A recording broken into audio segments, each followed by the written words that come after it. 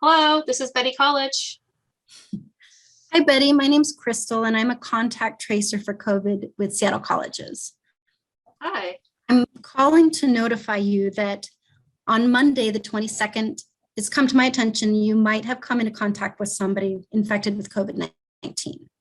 So what that means is I'd like to ask for you to go get tested, and I want you to get tested no sooner than 3 to 5 days from that date. So what that means is if on Monday you had the potential exposure event, then tomorrow, Thursday or Friday, would you please go get tested for COVID and let me know what your test results are?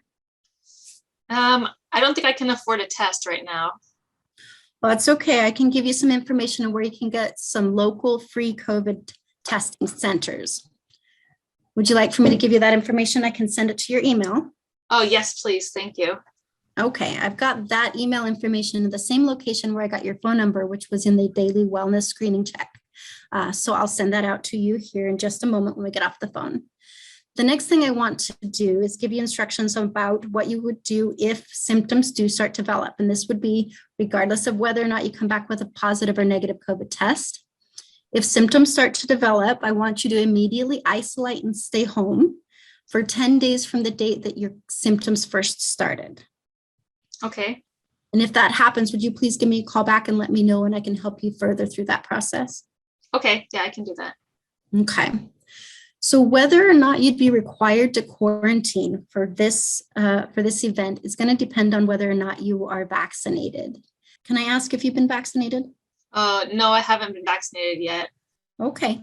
Well, given that there is potential that you might have contracted COVID from this individual, so we want to prevent any opportunity that if you did, for you to potentially spread that to anybody else before we really get an understanding, get your test results and things like that. So what I want you to do is immediately go into quarantine.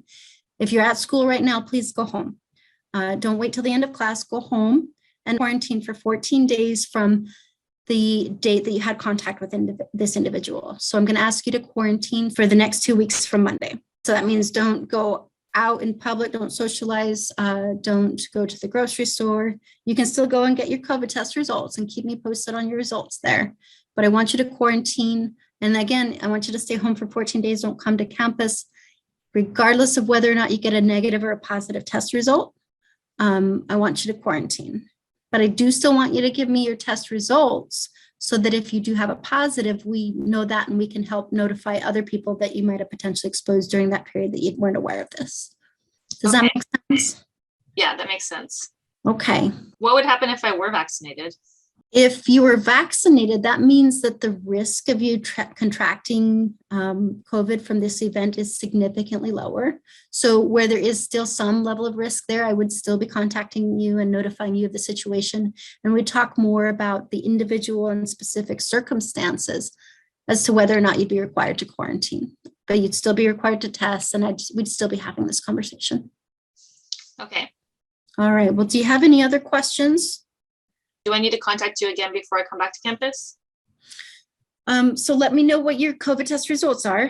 But then as long as you've stayed home for a solid 14 days and you haven't developed any symptoms, by that time you would be safe to exit quarantine. Okay. All right. I'll be contacting you again later this week with my test results. Okay. Sounds good. Thank Thank you. you.